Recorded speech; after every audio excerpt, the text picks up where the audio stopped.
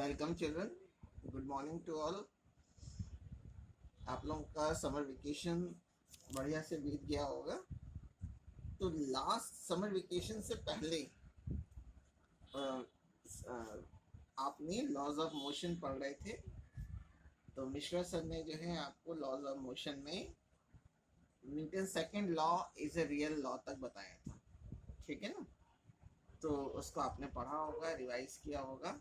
तो उसके आगे जो नेक्स्ट हेडिंग है लॉज ऑफ मोशन की, वो मैं कंटिन्यू कर रहा हूँ, ठीक है। तो अगली हेडिंग है लॉज ऑफ मोशन की impulsive force. Impulsive force, impulsive force क्या है? देखिए, अगर हम किसी बॉडी पे फोर्स अप्लाई कर रहे हैं, अगर किसी बॉडी पे आप फोर्स अप्लाई करते हैं और फोर्स बहुत कम समय के लिए अप्लाई होता है, अगर किसी बॉडी पे फोर्स बहुत कम समय के लिए अप्लाई हो रहा हो, तो ऐसे फोर्स को हम लोग इम्पल्सिव फोर्स कहते हैं, ठीक है। यानी if a force is applied on a body for a very short interval of time, then such force is called an impulsive force, ठीक है। तो इसी को हम लोग लिख लेंगे कि if a force is applied या acting, if a force is acting on a body। हाँ, तो मैं क्या कह रहा था कि अगर किसी बॉडी पे अगर फोर्स हम अप्लाई कर रहे हैं और वो फोर्स बहुत कम समय के लिए अप्लाई हो रहा हो, ठीक है, तब ऐसे फोर्स को हम लोग इम्पल्सिव फोर्स कहते हैं। तो अगर डिफाइन करना हो तो हम लोग कह सकते हैं कि when a force is acting on a body for a very short interval of time, then such force are called impulsive force. या इम्पल्सिव फोर्स वो फोर्स होता है जो किसी बॉडी पे बहुत कम समय के लिए एक्ट करता है, ठीक है। यानी if a force is acting on a body, if a force is acting on a body for a very short interval of time, for a very short interval of time, then such force is called an impulsive force. Then such force is called an impulsive force, ठीक है। अच्छा, अब हमें देखना है impulse क्या होता है, इम्पल्स को डिफाइन करना है। तो मेरी जो नेक्स्ट हेडिंग है वो है इम्पल्स। इम्पल्स को हम लोग कैपिटल जे से लिखते हैं, कैपिटल जे सिंबल से, और ये वेक्टर क्वांटिटी है। इम्पल्सिव फोर्स तो अभी मैंने आपको बताया कि अगर कोई बॉडी है उसमें आप फोर्स बहुत कम समय के लिए अप्लाई कर रहे हैं, तो उस फोर्स को हम लोग इम्पल्सिव फोर्स कहते हैं, जो किसी बॉडी पर बहुत कम समय के लिए एक्ट करता है, ठीक। अब इम्पल्सिव फोर्स को हम लोग इस फॉर्मूले से डिफाइन करते हैं। Impulsive force J is equal to vector F dot dt। इसमें dt टाइम इंटरवल है और F अप्लाइड फोर्स है। तो प्रोडक्ट के टर्म में इसको डिफाइन कर देते हैं। तो the product of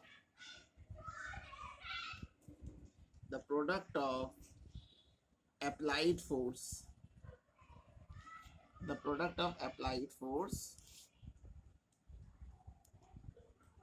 F and the time interval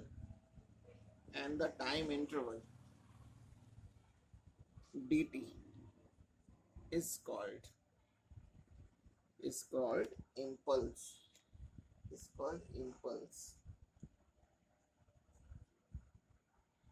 ठीक है। लेकिन इसमें भी कंडीशन है कि जो फोर्स लगना चाहिए वो बहुत कम समय के लिए अप्लाई होना चाहिए। तो इम्पल्स का ये फॉर्मूला हो गया J is equal to F dt। अगर मैं इसकी SI यूनिट आपसे पूछूं, SI यूनिट, तो इम्पल्स की यूनिट हो जाएगी, फोर्स की होती है न्यूटन और टाइम की हो जाएगी सेकंड। तो न्यूटन सेकंड, इसको इस तरह से भी लिख देते हैं NS, न्यूटन डैश सेकंड, ठीक है। और इसका अगर मैं डायमेंशनल फॉर्मूला निकालूं, डायमेंशनल फॉर्मूला ऑफ इम्पल्स, हाँ, तो अब हम लोग को डायमेंशनल फॉर्मूला ऑफ इम्पल्स देखना है। तो फोर्स का बेटा डायमेंशनल फॉर्मूला हम लोग ने पढ़ा था ml t-2, और dt टाइम है, टाइम का डायमेंशनल फॉर्मूला होता है t। तो इम्पल्स का डायमेंशनल फॉर्मूला फाइनली जो आ गया वो ml t-1। ठीक है, इम्पल्स वेक्टर क्वांटिटी है, वो आपको नजर आ रहा होगा, यहाँ पे एरो लगा रखा है। देखिए जैसे हमने इम्पल्स की डेफिनेशन लिखी है, इम्पल्स में जरूरी होता है कि जो फोर्स अप्लाई हो रहा हो वो बहुत कम समय के लिए अप्लाई होना चाहिए।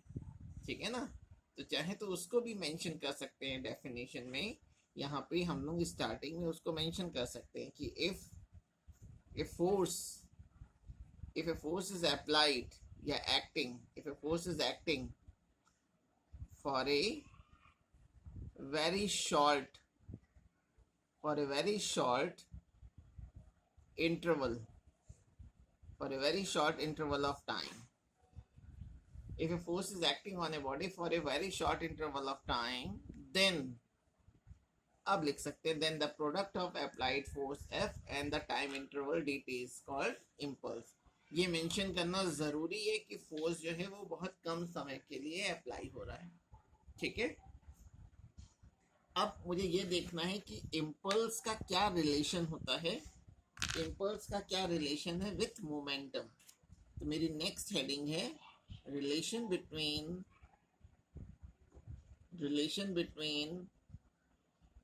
इम्पल्स को इम्पल्स ऑफ ए फोर्स भी बोल देते हैं, impulse of a force capital J and momentum को P से लिखते हैं, मास और वेलोसिटी का प्रोडक्ट। इन दोनों में क्या रिलेशन है? ठीक है, अच्छा तो इसको जरा समझिएगा। तो आप जानते हैं कि इम्पल्स क्या होता है, product of force and time interval, we know that. तो अगर प्रॉपर नोट्स के साथ लिखना है तो we know that impulse of a force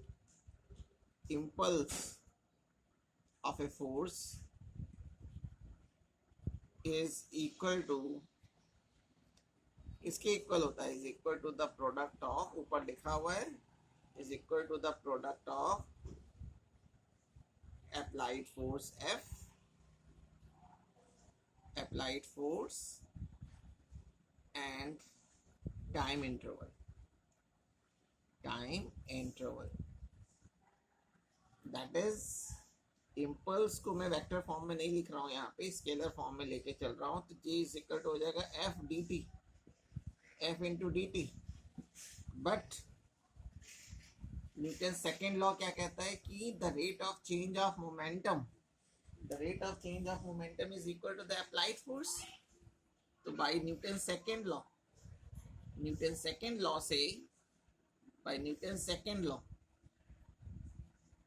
मैं ये लिख सकता हूं कि force F is equal to होगा,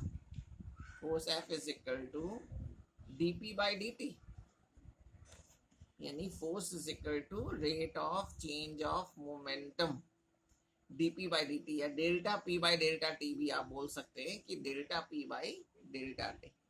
ठीक है, अगर आप यहाँ डेल्टा t यूज कर रहे हैं तो आप ये लिख सकते हैं, अगर dt लिखा हुआ है तो आप ये यूज करेंगे।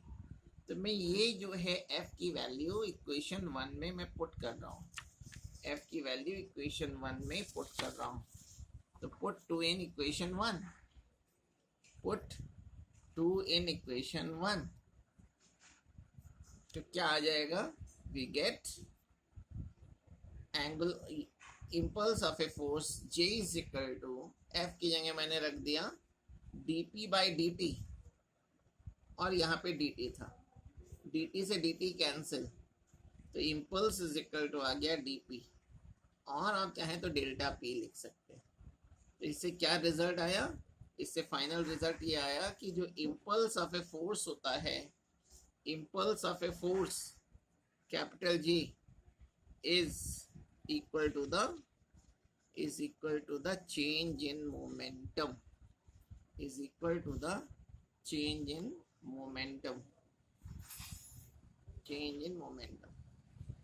Impulse of a force change in momentum के इक्वल। यस चिल्ड्रन, अब हमें नेक्स्ट हेडिंग देखनी है कि अगर आपको ग्राफ गिवन है और ग्राफ से अगर इम्पल्स कैलकुलेट करना है तो कैसे कैलकुलेट करेंगे। अब इसमें दो केसेस हो सकते हैं चिल्ड्रन, इसमें दो केस हो सकते हैं। केस वन तब हो सकता है जब हम लोग फोर्स को कांस्टेंट ले रहे हैं, फोर्स चेंज नहीं हो रहा है। When a constant force acts on a body, अगर फोर्स कांस्टेंट है तो आप ग्राफ से कैसे कैलकुलेट करेंगे इम्पल्स। ठीक है, इसको जरा समझिएगा। तो मैंने क्या किया है कि एक ग्राफ बना रहा हूँ फोर्स और टाइम के बीच में। अलोंग वाई एक्सिस मैंने फोर्स को ले लिया यानी एफ को ले लिया है, और अलोंग एक्स एक्सिस टाइम को ले लिया है, टी को ले लिया। और फोर्स कांस्टेंट है। सपोज कीजिए कि किसी बॉडी पे जो फोर्स लग रहा है वो कांस्टेंट अगर है तो ग्राफ किसके पैरेलल होगा, टाइम एक्सिस के पैरेलल होगा। ठीक है, यानी किसी बॉडी पे जो फोर्स लग रहा है वो कांस्टेंट है और उस फोर्स की जो वैल्यू है वो सपोज कर लिया है कि एफ के बराबर है, एफ फोर्स लग रहा है। ठीक है, और टाइम जो है ए पॉइंट पे जो टाइम है वो मैंने सपोज कर लिया है कि टाइम t1 है, और बी पॉइंट पे जब फोर्स लग रहा है तो उस समय टाइम t2 है।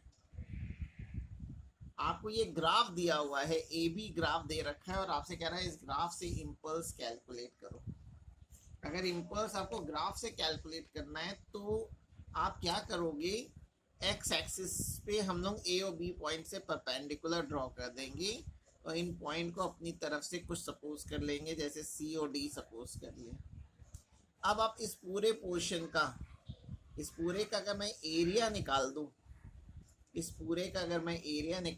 जो भी बाउंडेड फिगर बन रहा हो तो उससे हमें इम्पल्स पता चल जाएगा। तो अगर आपको अब इम्पल्स कैलकुलेट करना है, ठीक है ना, तो इम्पल्स की जो वैल्यू होगी, इम्पल्स कैपिटल जे जो होगा वो एफ टी जो ग्राफ है, एफ टी ग्राफ यानी फोर्स टाइम ग्राफ जो है उसे area of the shaded portion लिख दे रहा हूँ, एरिया ऑफ शेडेड रीजन, अब इतने का एरिया कैसे निकालेंगे, फोर्स की वैल्यू तो आपको दे रखी है, फोर्स की वैल्यू है BC, ये BC हो गया, और ये टाइम ले लेंगे CD, BC इंटू CD। ठीक है, फोर्स की वैल्यू F है तो आप F रख देंगे, और CD का मतलब होगा ये टाइम लेना है तो आप T2 में से T1 को सब्ट्रैक्ट कर देंगे। ठीक है, तो ये इम्पल्स का कैलकुलेशन हो गया ग्राफ से।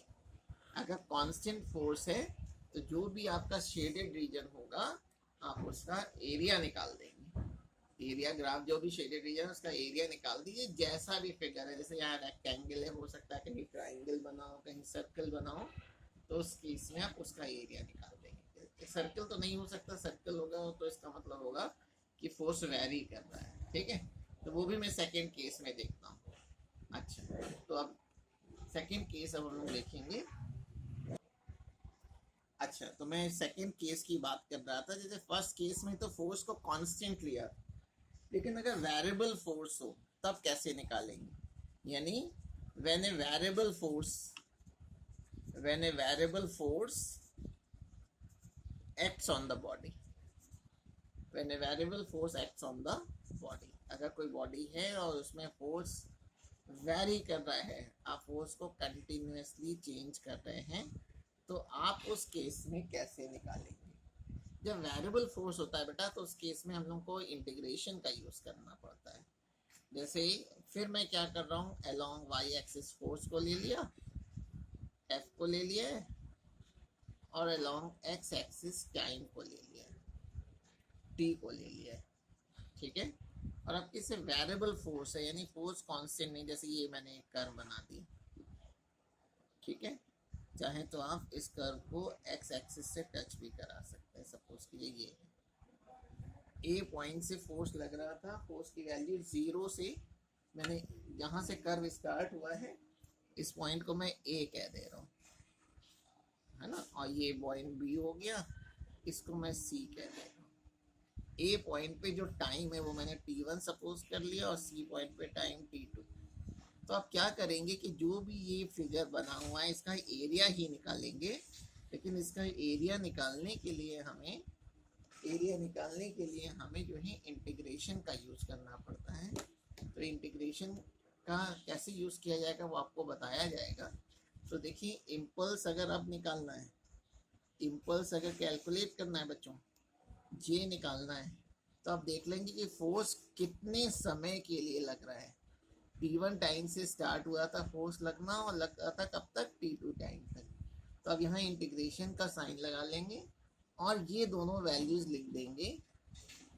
नीचे कम वाली वैल्यू लिखी जाती है और ज़्यादा वाली वैल्यू को ऊपर लिख देते हैं। इंटीग्रेशन, इसको पढ़ते क्या है, integration from t1 to t2, integration from t1 to t2, और फोर्स को लिख देते हैं एफ डी टी, ठीक है। और ये इससे निकलेगा क्या, जो ये शेडेड रीजन है इसका एरिया ही निकलेगा, यानी area of shaded region. Shaded region का आप एरिया निकाल देंगे, वही जो होगा इम्पल्स हो जाएगा, ठीक है। इम्पल्स के बहुत सारे एग्जाम्पल्स हैं। जैसे आप बैट से बॉल को हिट करते हैं, अगर आप बॉल आ रही है और आप बैट से मार रहे हैं, तो बॉल जो है बैट के कांटेक्ट में बहुत कम समय के लिए ही रहती है, एक इंस्टेंट के लिए रहती है, ठीक है ना। तो बैट का बॉल से कांटेक्ट जो होगा बहुत सेकंड्स के लिए रहेगा, तो टाइम उसमें बहुत कम होगा। तो उस समय बॉल ने जो फोर्स लगाया है बैट पे वो एफ ले लेंगे, और जितने समय तक बॉल जो है बैट के कांटेक्ट में थी वो dt हो जाएगा, ठीक है। तो उससे हम लोग क्या करते हैं कि इम्पल्स निकाल लेंगे, फोर्स पता करके और टाइम इंटरवल को देख करके। अच्छा, अब बेटा हम लोग को नेक्स्ट हेडिंग देखनी है। जैसे अगर लिफ्ट में कोई बॉडी है, लिफ्ट में अगर कोई बॉडी रखी हुई है, लिफ्ट मोशन में, लिफ्ट ऊपर जा रही है या नीचे जा रही है, तो उस समय हमें अपना वेट कितना फील होगा, मुझे अपना वेट कितना एपियर होगा। तो एपरेंट वेट के लिए हम लोग फॉर्मूला पढ़ेंगे, ठीक है। तो